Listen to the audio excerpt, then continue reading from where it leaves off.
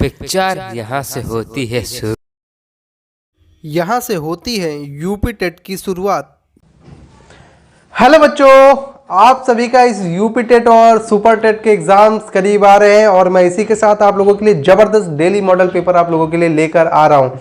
घबराइएगा नहीं, टेट में आए हुए एक एक क्वेश्चन का सलूशन इस एकेडमी आपको प्रोवाइड करेगी। टेंशन लेने की कोई बात नहीं है। ये एक्सपेंसिव एकेडमी ऋतिक जायसवाल आप सभी को हर टॉपिक से related physics, math, chemistry, math से भी मैं रिलेटेड अभी मॉडल पेपर्स लेकर आऊँगा। तो अभी मैं फिजिक्स, केमिस्ट्री और बायोलॉजी से रिलेटेड सभी क्वेश्चन मैं डेली का डेली अपडेट कर रहा हूँ। तो आप लोग मेरे चैनल पर आए और मेरे वीडियोस को देखें और प्लीज़ एक सब्सक्राइब आपका इस चैनल का रुख बदल सकता है। और मैं चाहूँगा कि मैं एक दिन में दो मॉडल पेपर को अरेंज करके आप लोगों के लिए लेकर आऊँ। तो इसलिए लाइक और सब्सक्राइब आप लोग करते रहिएगा, चैनल को आइएगा, मेरे वीडियोज़ को देखिएगा, अच्छा लगे तो सब्सक्राइब एक जरूर करिएगा। तो मैं आज का मॉडल पेपर मैं जल्दी से स्टार्ट करता हूँ, टाइम को ना गवाते हुए मैं जल्दी से आज बताता हूँ कि आज मेरा जो मॉडल पेपर है मैं आज एक्सप्लेन करने जा रहा हूँ। मॉडल पेपर नंबर कौन सा होगा, जो भी हो आप लोग देख लीजिएगा, 2 या 3 कोई भी, मेरा शायद 3 मॉडल पेपर है आज मेरा। तो मॉडल पेपर का पहला क्वेश्चन ध्यान दीजिएगा। पहला क्वेश्चन आपके बोर्ड पर आता है कुछ इस प्रकार कि the surface temperature of sun is, option भी दे देता हूं। पहला 7000 degree Celsius, B number 8000 degree Celsius, C number 6000 degree Celsius, D number 10000 degree Celsius. ऐसे कुछ आपका क्वेश्चन आएगा और आपको बताना होगा। बहुत ही कंफ्यूजन क्वेश्चन है, तो जरा ध्यान से आप लोग सोच लीजिए। 15 सेकंड मैं भी आप लोगों को देखता रहता हूँ, है ना। तो आप लोग जल्दी से सोचिए और कमेंट में बताइए क्या हो सकता है। तो 15 सेकंड तो बीतते रहेंगे। अब 15 सेकंड आप लोग वीडियो पॉज करके बताते रहिएगा, मैं देखता हूँ। चलो इसका आंसर मैं देखता हूँ भैया, आंसर इसका क्या हो सकता है। देखो, सरफेस टेम्परेचर को मैं बताने से पहले मैं कुछ बातें बता दूँ, है ना, फिर मैं आंसर बताऊं तो ज़्यादा अच्छा लगेगा। देखो, एक बात ये ध्यान रखना कि जो इसका सरफेस टेम्परेचर होता है ना, उसको किस इंस्ट्रूमेंट के द्वारा हम लोग उसको मापते हैं, या कह सकते हो कौन सा यंत्र उसमें लगता है इसको मापने के लिए। एसएम थर्मोमीटर को ले जाके कह दो सर ये जो हम लोगों का बॉडी टेम्परेचर फीवर में नापता है, उस टेम्परेचर को ले जाके वहाँ पे नापे तो तुरंत ब्लास्ट हो जाएगा भैया। वो नाप ही नहीं पाएगा, उसका पारा मशीन टूट जाएगी, उसकी सुई टूट जाएगी, है ना। जैसे गाड़ी की सुई 240 के ऊपर टूट जाएगी, और टूटे चाहे ना टूटे वो आपकी कंडीशन के ऊपर डिपेंड है ना। तो इसी तरह यहाँ पर सरफेस टेम्परेचर की आज मैं बात करने जा रहा हूँ कि सरफेस टेम्परेचर किससे नापते हैं। देखो, सरफेस टेम्परेचर का जो इंस्ट्रूमेंट होता है to measure the surface temperature of the sun, sun का सरफेस टेम्परेचर कोई लगभग छोटा मोटा तो होता नहीं, 30-40 होता होगा। इसका जो सरफेस टेम्परेचर नापने की मशीन होती है उसको कहते हैं पायरोमीटर। क्या कहते हैं?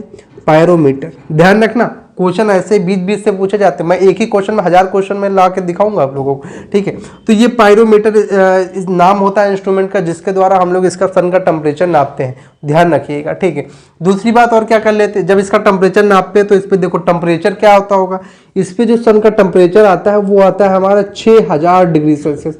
बहुत ही ज़्यादा होता है। हम लोग तो जाए कहो जल ही जाए ना, जलने के बाद छोड़ो हड्डियाँ भी नहीं मिलेंगी, है ना। तो इस तरह होता है। तो देखो, पायरोमीटर मशीन के द्वारा जब हम लोग नापते हैं यंत्र के द्वारा टेम्परेचर सन का के सतह पर जाके, तो क्या होता है वो 6000 डिग्री सेल्सियस का टेम्परेचर ये हमें बताता है, ठीक है। दूसरी बात, ये ऑप्शन हमारा सही होता है। और भी बातें इसमें जान लो कि जो है जो सन का टेम्परेचर है, मानो ये हमारा कोई सन है ना, कोई सन नहीं, एक ही सन होता है। उसका जो टेम्परेचर, या कह सकते हो सतह पे, जो हमारी पृथ्वी की सतह पे जो उसका प्रकाश पड़ता है वो कितनी सेकंड में या कितने मिनट में या कितने घंटे में आता है। तो वो आता कुछ इस प्रकार है कि उसमें लगता है हमारा 8 मिनट और 16 सेकंड। कुछ इस प्रकार का समय हमें लगता है यहाँ का प्रकाश यहाँ तक आने के लिए, ठीक है। यहाँ का प्रकाश यहाँ तक आने, मतलब सूर्य का प्रकाश पृथ्वी पर आने में लगता है 8 मिनट 16 सेकंड। ध्यान रखिएगा क्वेश्चन को जरा, इसके आंसर बहुत ही डीपली पढ़िएगा क्योंकि डीपली मैं बता रहा हूँ आप लोगों को, ठीक है। 8 मिनट 16 सेकंड हमें बहुत ही आसानी से क्या लगता है यहाँ पे सतह पे आने में इसका प्रकाश, ठीक है। एक बात और चलो देख लेते हैं, और क्या देख लेते हैं कि ये जो सूर्य होता है इस पर कौन कौन सी गैसें पाई जाती है। ये भी इंपॉर्टेंट क्वेश्चन है, बहुत जगह पूछा भी गया है, ठीक है, बहुत ईयर्स में देखे होंगे पेपर में कि मॉडल पेपर में बहुत से कि उसमें कहा गया कि सूर्य में हमें कौन कौन सी गैसें पाई जाती है। ठीक है, सतह पर बोल दो या सूर्य में, तो कौन कौन सी गैसें पाई जाती है, उन गैसों का नाम होता है, एक का नाम होता है हाइड्रोजन जिसका रिप्रेजेंटेशन कुछ H से होता है, और दूसरी गैस होती है हमारी हीलियम, इसका रिप्रेजेंटेशन कुछ He से होता है। ठीक है, ये दो गैसेस जो है हमारे सन के में पाई जाती हैं और इसका टेम्परेचर होता है 6000 डिग्री सेल्सियस। दूसरी बात, तीसरी बात कि इसको जिस इंस्ट्रूमेंट से नापते हैं उस इंस्ट्रूमेंट का नाम होता है पायरोमीटर। क्या नाम होता है? पायरोमीटर, ध्यान रखिएगा। और क्या बात बताया कि इसका प्रकाश सूर्य पृथ्वी की सतह तक पहुंचने में लगता है 8 मिनट 16 सेकंड। ये बातें ध्यान रखिएगा, फिर मैं अगले क्वेश्चन पर बढ़ूं। इन बातों को नोट कर लीजिएगा आप लोग। तो मैं अब क्वेश्चन नंबर 2 की बात करूं, जल्दी से इसको नोट कर लीजिए आप लोग, फिर मैं क्वेश्चन नंबर 2 की बात जल्दी से जल्दी करूं। ठीक है, हो गया।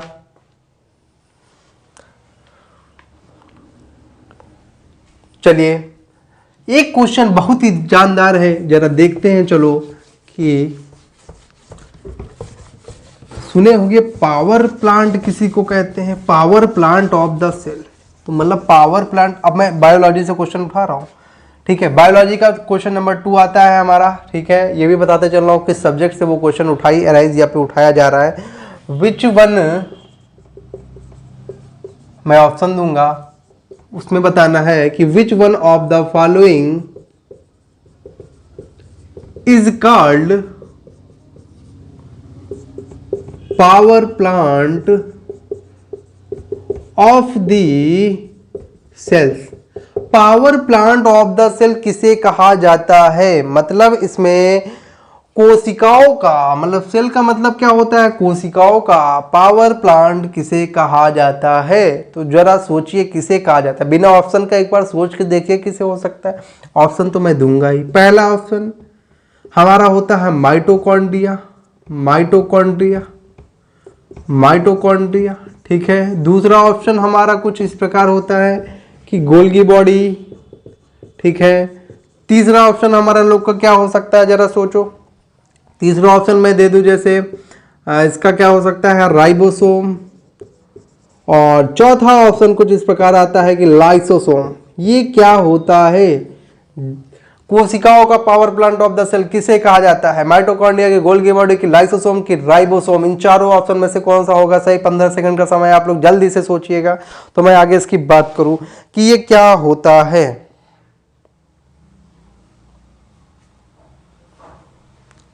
क्या होता है? 15 सेकंड का समय आप लोगों को दिया है मैंने। 15 सेकंड सोच लीजिए, बड़ी आसानी से सोचा होगा आप लोगों ने क्या हो सकता है ऑप्शन सही। तो मैं ऑप्शन सही बता दूं कौन सा होगा, देखो जरा। ऑप्शन ए हमारा होगा सही, पर कैसे होगा सही सर, ये भी तो मुझे बताइए। तो देखिए, कोशिकाओं का श्वसन, या फिर कह सकते हो क्या कि सेलुलोज का आप लोग बताते रहिएगा, मतलब उस पर कमेंट पे बताते रहिएगा कि क्या हो सकता है इसमें सही। तो मैं इसकी बात करते रहूंगा। ठीक है, पहला हमने कहा कोशिकाओं का श्वसन, या फिर सेलुलोज का रेस्पिरेशन जो होता है, या फिर एटीपी। इन तीनों चीज़ों के निर्माण से ही हमारी एनर्जी का क्या होता है कि एनर्जी हमारी बनती है, इन्हीं से हमारी एनर्जी मिलती है, कह सकते हो। ठीक है, तो उसे जो कहा जाता है उसे हम लोग कहते हैं माइटोकॉन्ड्रिया। ध्यान रखिएगा आप लोग बहुत ही ध्यान से कि माइटोकॉन्ड्रिया किसे कहा जाता है। कोई पूछ ले, जहाँ पर एटीपी का निर्माण होता है, या फिर सेलुलर रेस्पिरेशन होता है, या फिर कोशिकाओं का श्वसन होता है, तो वहां पर वो जो होता है उसको हम लोग कहते हैं माइटोकॉन्ड्रिया। कोई जब कह दे कि भैया कि इसकी खोज किसने किया था, तो क्या बताओगे? इसकी खोज माइटोकॉन्ड्रिया की किसने किया था, तो आप लोग क्या बताओगे? तो चलो सोच लो, या फिर कमेंट में जल्दी से बता दो, फिर मैं बताऊं। इसकी खोज जो कहा गया, उसको कहा गया है खोजकर्ता कि एल्टमैन। किसको कहा गया, याद आ रहा कुछ? एल्टमैन एट बैंडा को कहा गया। किसको कहा गया? एल्टमैन एट बैंडा को कहा गया था कि माइटोकॉन्ड्रिया का इन्होंने क्या किया था, खोज किया था। 3 चीजें मैंने बताई, वो आप ध्यान रखिएगा। किससे एनर्जी का निर्माण होता है, ठीक है, किससे मतलब कह सकते हो कि हमारी कंस्ट्रक्शन होता है बॉडी का। ठीक है, ये माइटोकॉन्ड्रिया तो मैंने बता दी। अब ये गोल्गी बॉडीज क्या होता है, सही ऑप्शन इसका जो होगा वो माइटोकॉन्ड्रिया ही होगा। पर गोल्गी बॉडीज, ये गोल्गी बॉडीज को क्या कहते हैं, ये क्या है, व्हाट इज गोल्गी बॉडीज? तो देखो भैया, गोल्गी बॉडीज को हम लोग ऐसा कहते हैं ट्रॉफिक कंट्रोलर। ट्रैफिक कंट्रोलर क्या कहते हैं भैया? Traffic controller. ध्यान रखिएगा, ये ट्रैफिक कंट्रोलर होता है, ठीक है। ध्यान रखिएगा कि गोल्गी बॉडीज को ट्रैफिक कंट्रोलर कहते हैं। राइबोसोम क्या कहते हैं? राइबोसोम हमारा प्रोटीन का निर्माण करता है। राइबोसोम एज अ प्रोटीन में हमारा यूज होता है, तो इसको इसीलिए कहते हैं फैक्ट्री ऑफ प्रोटीन। भैया यहाँ पर लगी होती है प्रोटीन, इसीलिए कहते हैं इसको फैक्ट्री ऑफ प्रोटीन। प्रोटीन की लगी होती है फैक्ट्री यहाँ पर, ठीक है, तो इसीलिए इसको हम लोग क्या कहते हैं? फैक्ट्री प्रोटीन, ठीक है। चलिए अब बात करते हैं कि इस लाइसोसोम को क्या कहते हैं। लाइसोसोम को क्या कहते हैं भैया? लाइसोसोम को कुछ कहते हैं सुसाइड से, कुछ इसका याद आ रहा है कि सुसाइड से कुछ इसको कहते हैं, ठीक है, ये नहीं याद आ रहा है तो सुसाइड ऑफ द सेल इसको कहते हैं। भाई साहब ध्यान रखिएगा, क्या कहते हैं? सुसाइड ऑफ द सेल, या भी कह सकते हैं कोशिकाओं की आत्महत्या। भैया आत्महत्या क्या होती है ये सब मैं बताने यहाँ नहीं आया हूँ, मैं सीधी बात बताने आया हूँ कि लाइसोसोम का यूज़ क्या है। देखो भैया, लाइसोसोम को कहते क्या है? लाइसोसोम को सुसाइड ऑफ द सेल कहते हैं, मतलब ऐसे कोशिकाओं की आत्महत्या। सुसाइड तो हमारी आत्महत्या ही होती है, तो उस कोशिकाओं की आत्महत्या ही हमारी जो कहलाती है वो लाइसोसोम कहलाती है। Which of the plant of the following is called the power plant of the cell? तो माइटोकॉन्ड्रिया होगा हमारा आंसर, राइट। अब क्वेश्चन नंबर आते हैं 3 पर, जल्दी से कर लीजिए इसको नोट, हो जाए तो बताइएगा। चलिए बात करते हैं इसको, हम नोट हो गया होगा। चलिए अब हम लोग तीसरे क्वेश्चन की बात करने यहाँ पर जा रहे हैं। तीसरा क्वेश्चन भी कुछ इस प्रकार कह सकते हो, केमिस्ट्री से रिलेटेड भी हो सकता है, केमिस्ट्री से रिलेटेड भी हमारा हो सकता है। चलिए तीसरा क्वेश्चन आता है कुछ इस प्रकार की, vitamin A is present in, vitamin A is present in, पहला ऑप्शन कि विटामिन ए हमारा किस में प्रेजेंट होता है, जरा इसको गौर से देखिएगा कि एक कैरेट में प्रेजेंट होता है कि बी बीन्स में प्रेजेंट होता है। सी ऑप्शन भी हम जरा देख लेते हैं, हमने जो बनाया हुआ है मॉडल पेपर उसमें क्या दिया हुआ है, लाइम। तो इसमें से होगा कौन सा ऑप्शन सही, जरा आप लोग बताइएगा इसको सोचकर कि विटामिन ए सबसे ज्यादा किस में पाया जाता है। ठीक है, विटामिन ए सबसे ज्यादा जो पाया हमारा जाता है उसको कहते हैं गोल्डन राइस, गोल्डन राइस कहते हैं। तो गोल्डन राइस का ऑप्शन यहाँ पर मैंने राइस का ऑप्शन डी मैंने दिया ही नहीं, डी हमारा एज अ राइस लिख लो, लाइम की जगह में लोग राइस लिख लेते हैं कि राइस हो सकता है, ठीक है, उसी को गोल्डन राइस कहते हैं। बीन में जो हमारा पाया जाता है विटामिन के पाया जाता है, ठीक है, ध्यान रखिएगा इसको, ठीक है। विटामिन ए की मैं बात कर रहा था कि विटामिन ए हमारा कैरेट में सॉरी राइस में, विटामिन ए एज अ हमारा किस में होता है,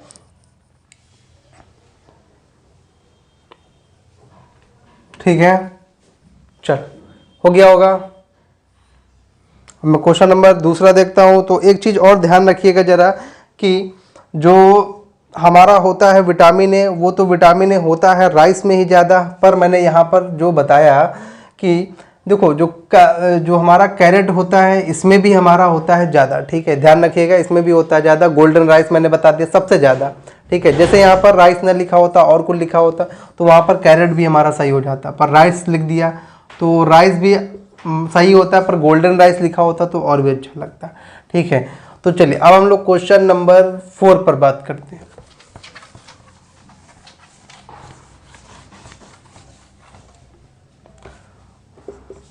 क्वेश्चन नंबर 4 है कि हमारे पास कि if a resistive wire,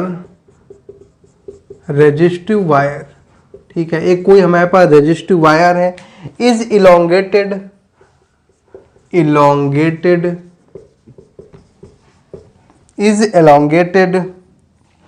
its resistance, ठीक है, उसको इलोंगेट किया जाता है, रेजिस्टेंस मतलब कोई हमारा लंबा तार है, ठीक है, तो उसका मतलब इसमें क्या हमें इसका प्रतिरोध वही जो बताना है, अभी देखो मैं बताता हूँ। पहला क्या लिखेंगे कि इसका प्रतिरोध मतलब रेजिस्टेंस इंक्रीज होगा, कि हमारा डिक्रीज होगा, या फिर सी ऑप्शन हमारा हो सकता है कि कांस्टेंट होगा, या बस तीन ही ऑप्शन इसके देते हैं और आंसर क्या होगा सोचो जरा पहले, है ना। तो फिर मैं बताऊं क्या होगा। देखो इसका एक फार्मूला जैसे ज्ञात करें हम लोग, R इज इक्वल टू पढ़े थे, R is equal to rho into L by A, ठीक है। तो देखो क्या पूछा, रेजिस्टिव वायर इलोंगेटेड, मतलब कोई लंबा तार है, उसका मतलब प्रतिरोध हमें बताना है क्या होगा। देखो कोई लंबा तार मतलब उसकी लेंथ है लंबी, R हमारा प्रोपोर्शनल हो सकता है L के, और R हमारा इन्वर्सली प्रोपोर्शनल होता है A के। A मीन्स एरिया और L मीन्स लेंथ, रो तो एज हमारा रो मतलब एक कांस्टेंट आया, ठीक है। तो ये जो R is directly proportional to L, resistance बढ़ेगा तो लेंथ बढ़ेगी, रेजिस्टेंस बढ़ेगा तो एरिया घटेगा, अगर एरिया बढ़ेगा तो रेजिस्टेंस घटेगा, ठीक है। तो इसी तरह देखो यहाँ पे एक लंबा वायर था, अगर उसका लंबा वायर है मतलब लेंथ उसकी ज़्यादा है तो उसका रेजिस्टेंस भी होगा ज़्यादा, तो यहाँ से देखेंगे तो हमारा इंक्रीज होगा इसका रेजिस्टेंस, ठीक है। यही होगा ऑप्शन सही, ठीक है। चलो थोड़ा कहाँ गया, चलो अब देखते हैं इसका क्वेश्चन नंबर 5। क्वेश्चन नंबर 5 क्या कहता है, चलो क्वेश्चन नंबर 5 की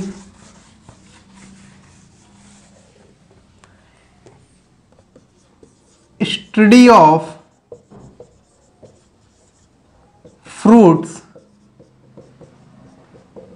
इज कॉल्ड, उसे हम लोग क्या कहते हैं, मतलब फलों की पढ़ाई करने वाला उसे क्या कहते हैं। एक ऑप्शन हमारा है कि उसको कहते हैं पोमोलॉजी,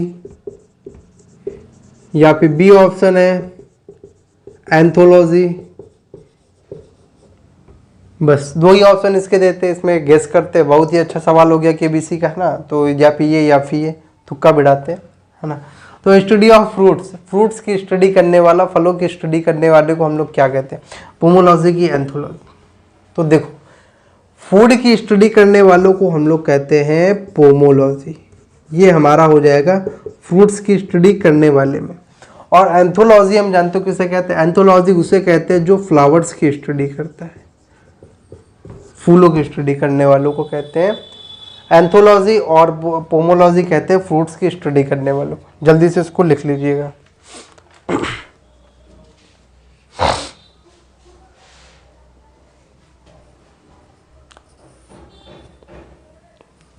चलिए क्वेश्चन नंबर, अब हम लोग 6 देखते हैं। क्वेश्चन नंबर 6 क्या कह रहा है।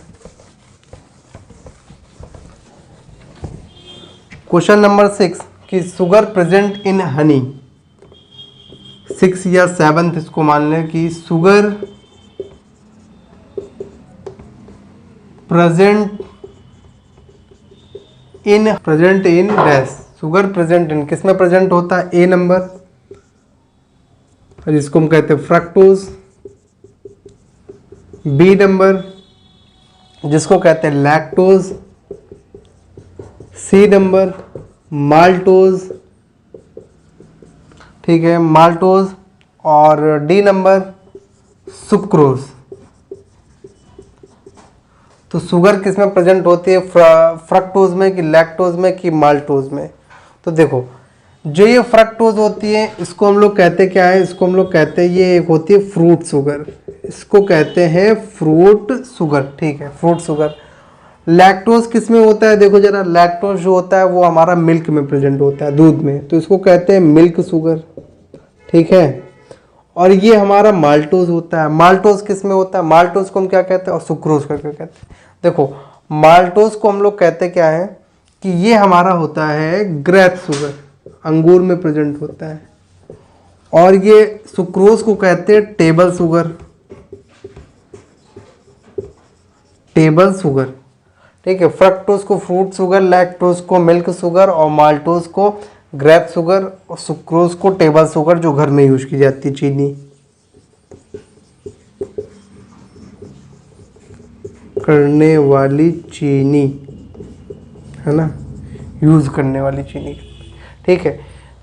तो इसका ऑप्शन कौन सा होगा, शुगर। अब 4 ऑप्शन चारों हमारे शुगर हैं, तो कौन सा हो सकता है सही।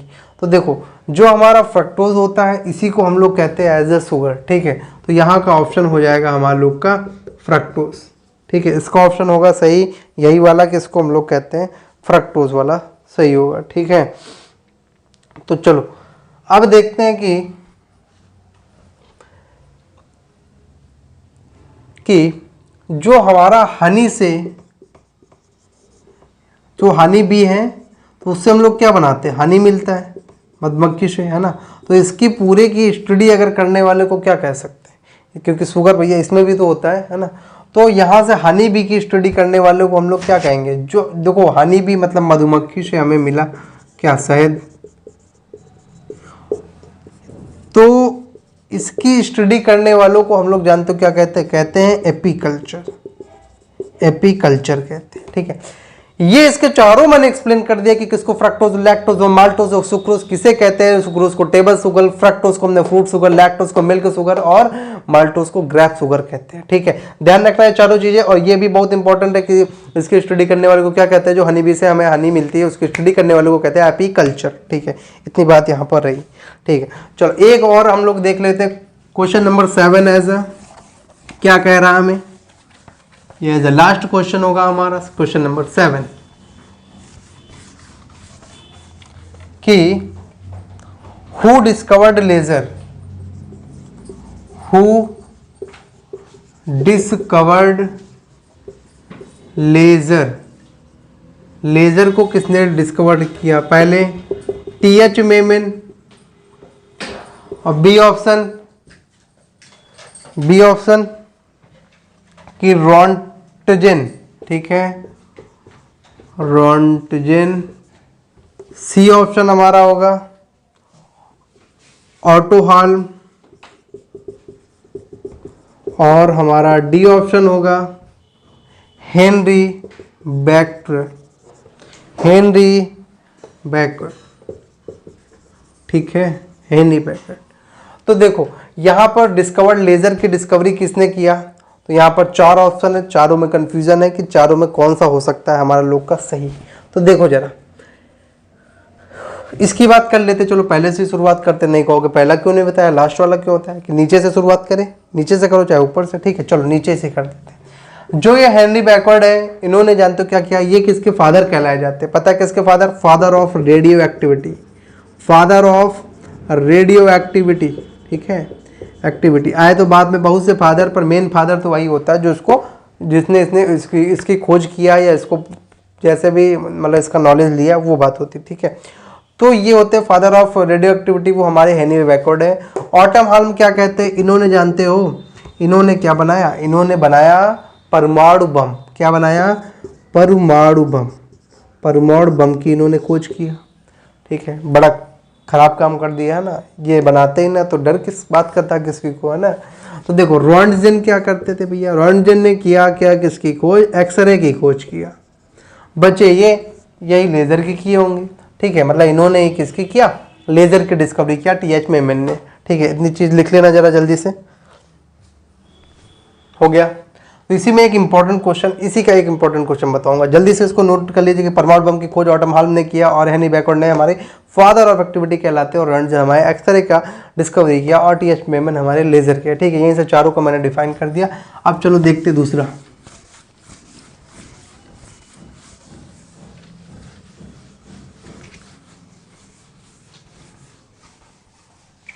देखो जरा लेजर, LASER, इसका फुल फॉर्म जानना बहुत जरूरी है।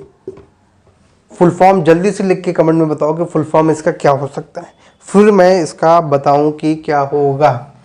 तो L फॉर क्या होता है बताओ जरा, L फॉर हो जाएगा लाइट, जो जल रही है दिवाली में, है ना, ठीक है। A for amplification,